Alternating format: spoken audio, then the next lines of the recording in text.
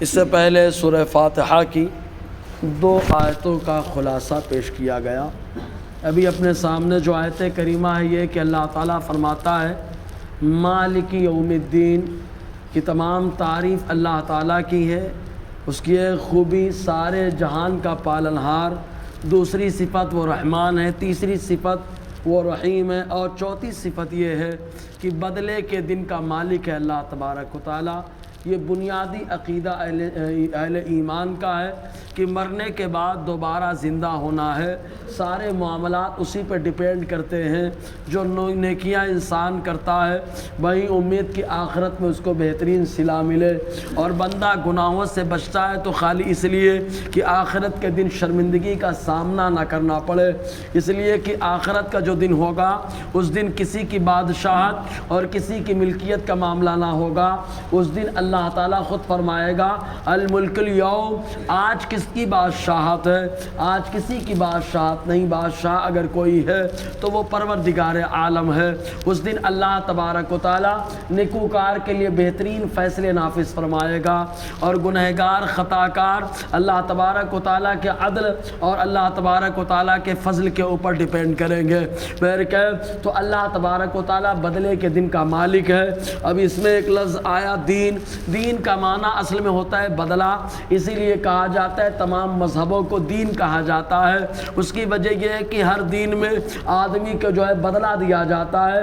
اسلام کے اندر بھی بدلہ ہے، اور دینوں کا بدلہ دنیا تک سمٹ جاتا ہے، لیکن دین اسلام کا بدلہ دنیا میں بھی ہے اور آخرت میں بھی ملے گا، اور اس کے ساتھ ساتھ قبر میں بھی اللہ تعالیٰ اس کا بدلہ عطا فرماتا ہے۔ تو دین کا معنی بدلہ، جیسے کہ ایک حدیث پاک میں آیا، حضور صلی اللہ علیہ وسلم نے فرمایا کما تدین و تدان، جیسا کرو گے ویسا بدلہ دیا جائے گا۔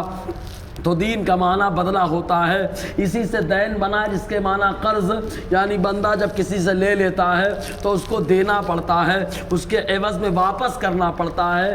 تو جو بدلہ ہے اسی بدلے کے مطلب جو ہے بدلہ اور عوض کو کہا جاتا ہے دین۔ تو اللہ تبارک و تعالیٰ بدلے کے دن کا مالک ہے۔ چنانچہ اللہ تبارک و تعالیٰ نے جب سورہ فاتحہ کا نزول فرمایا تو حضرت جبرائیل علیہ السلام حضور صلی اللہ علیہ وسلم کے پاس بیٹھے ہوئے تھے۔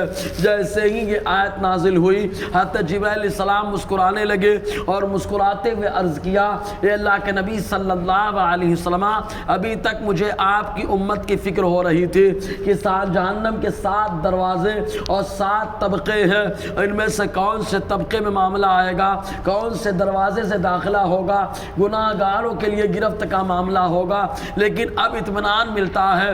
حضور نے فرمایا جبرائیل تمہیں اطمینان کیوں ملا، تمہیں کیوں خوشی ہوئی؟ تو حضرت جبرائیل علیہ السلام عرض کرتے ہیں جہنم کے 8 دروازے اور جہنم کے 8 طبقے ہیں، اور اللہ تبارک و تعالیٰ نے آج جو جہنم کے 7 درجے اور 7 دروازے ہیں، اور اللہ تبارک و تعالیٰ نے جو ہے 7 آیتوں پر مشتمل سورہ فاتحہ کا نزول فرمایا، جس کی مثل نہ قرآن جو ہے زبور کے اندر ہے، نہ انجیل کے اندر ہے، نہ تورات کے اندر ہے۔ تو آپ کی امت جب جب سورہ فاتحہ کی تلاوت کرے گی تو اس کی تلاوت کی وجہ سے اللہ تعالیٰ جہنم کو 7 دروازے اور 7 طبقے سے اللہ تعالیٰ اس آدمی کو جو ہے نجات عطا فرمائے گا۔